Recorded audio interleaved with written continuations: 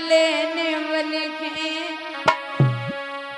और चली ससुराल लेने वाले के।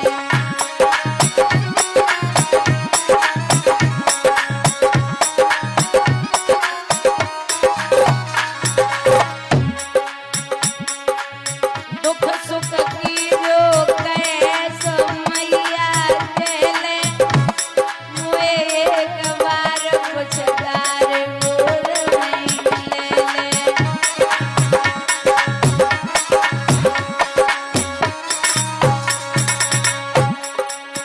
सबको चली गई बिसारे दुल्हन बन के चली ससुराल दुल्हन बन के।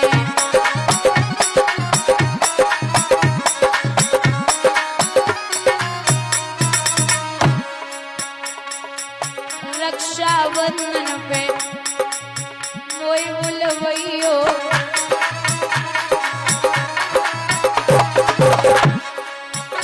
ए छोटे भैया को घर पे पठइयो।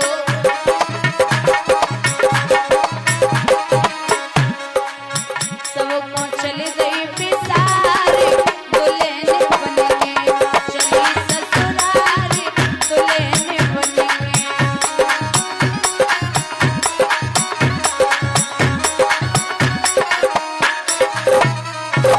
आते ले आए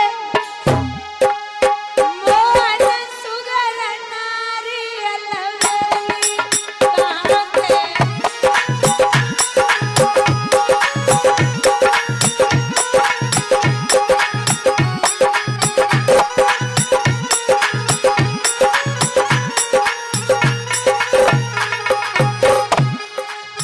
कौन की बहन कौन की बेटी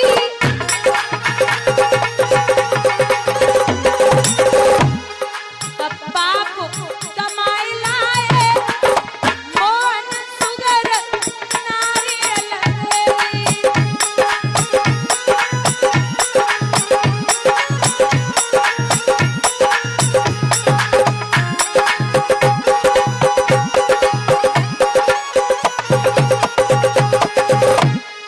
भगवान बोले भैया रुक्म की बहन भीष्म की बेटी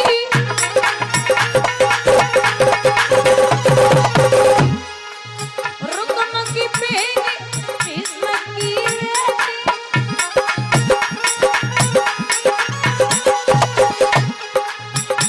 हम जबरनु ब्याह लाए मोहन सुगर नारियल वेली।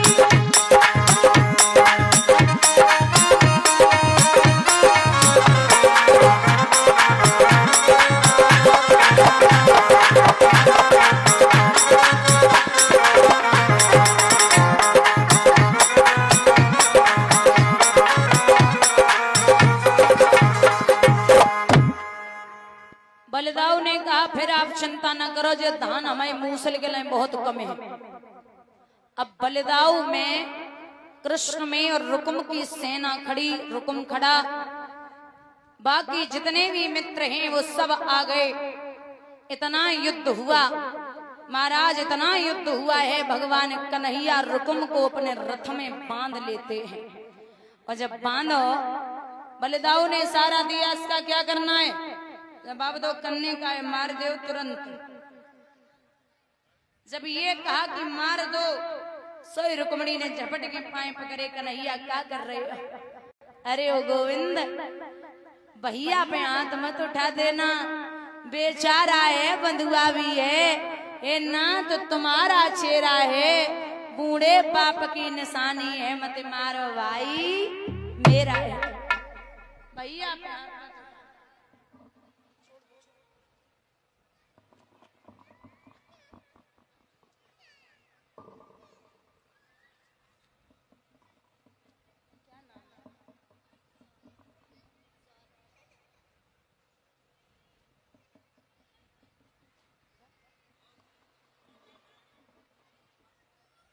यहाँ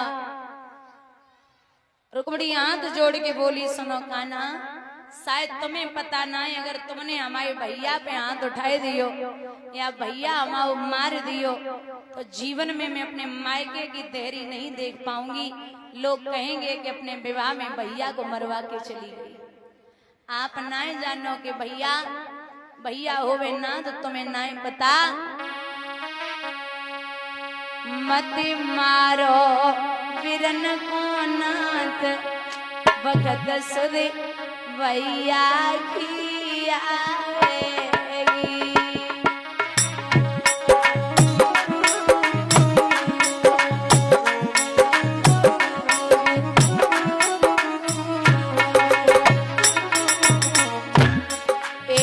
एक सुधे आवे सावन महीना, एक सुधे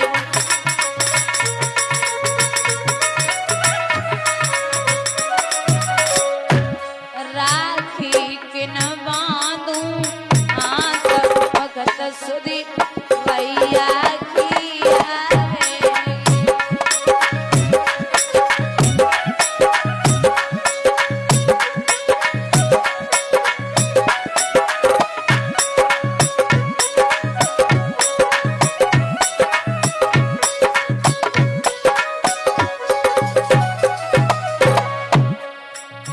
एक सुधे आवे कार्तिक महीना, एक सुधे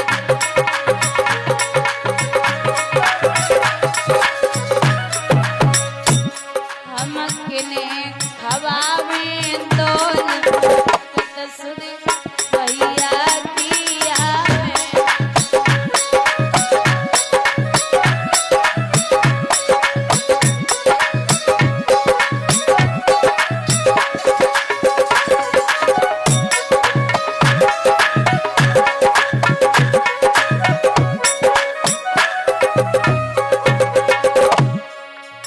एक सुधे आवे मंडप नीचे, एक सुधे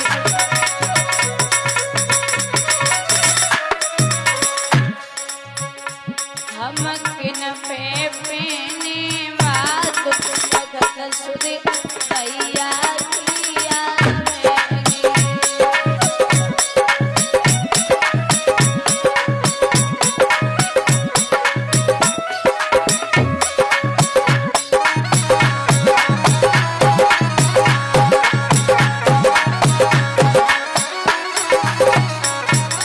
पहला विवाह रुक्मिणी से, दूसरा विवाह सत्राजित यदुवंश में था। एक परम सुजान करता था वो नित्य प्रतिदिन सूर्य देव का ध्यान। एक सत्राजित नाम का यदुवंशी, उसने सूर्य देव का ध्यान करके एक सुंदर सी मणि को पाया था जो रोज 8 बार सोना देती थी। एक दिन ये सत्राजित उस मणि को गले में धारण करके भगवान कन्हैया की सभा में पहुंचा। जब कृष्ण की सभा में पहुंचा तो यादव आपस में बातें कर रहे, दूर से देख के भैया जब मणि जगह गले में अच्छी ना लग रही, दूसरों बोलो भैया मोर नाचो कहाँ नाचो, जंगल में कौन ना देखो, अपनी छत पे नाचो, सबने देखो। अगर ये मणि भगवान को मिल जाए तो बहुत अच्छा होगा।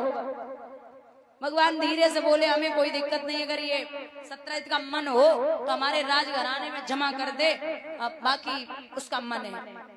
लेकिन एक बात और है, कितनी चमकदार मणि थी दादा, भगवान ने उस मणि के सामने जरा सा मुस्कुरा दिया। जैसे ही गोविंद मुस्कुराए, भगवान की मुस्कुराहट ने उस मणि को जुगनू बना दिया। अब सत्राजित वहां से निकले, हमें जब मालूम पड़ रही हीरे की खोपड़ी में कीड़ा रो रहा है, निकल लो। निकले के वो मणि अपने छोटे भैया प्रसेन को पकड़ाई, तो प्रसेन ने जवाब दिया तुम हमें लाओ मणि, हम देख रहे। और वो हमसे मांग के देखे, उसे भी पता चल जाएगा कि मैंने किससे बात की है। प्रसेन व मणि को लेके शिकार खेलवे के लिए चले। लिखते हैं विद्वान,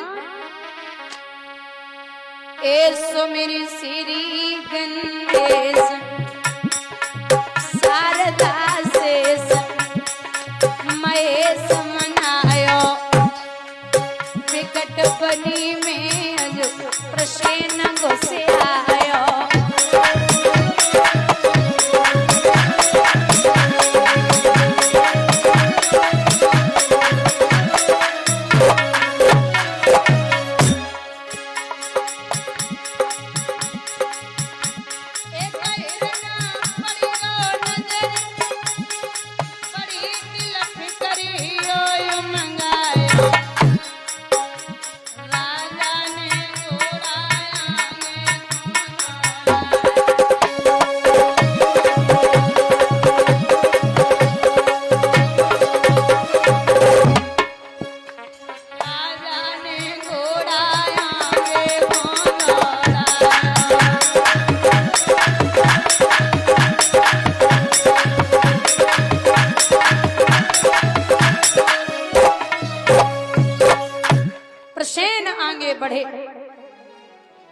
जाकर के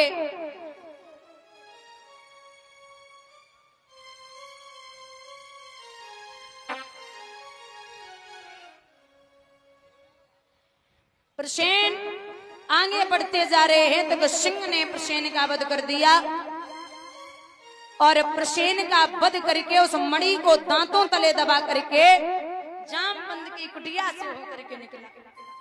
जामवंत ने उस प्रसेन वो सिंह का वध कर दिया, उस मणि को अपनी गुफा में रख लिया।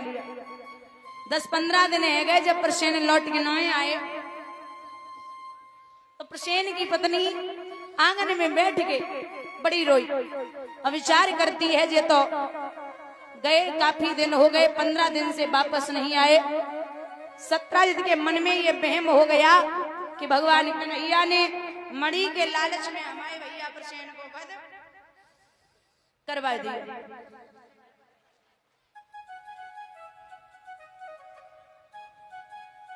अब जब ये सोचा कि प्रसेन का वध करा दिया, भगवान अपना पता लगाते हैं कि हमें कलंकित कर दिया गया। एक बात याद रखना बुजुर्ग बैठे, दादा आदमी चाहे कितना भी बढ़िया बना रहे लेकिन 16 साल से और 60 साल की उम्र तक आदमी को एक बार कलंकित होना ही पड़ेगा। बोलिए गोविंद भगवान की।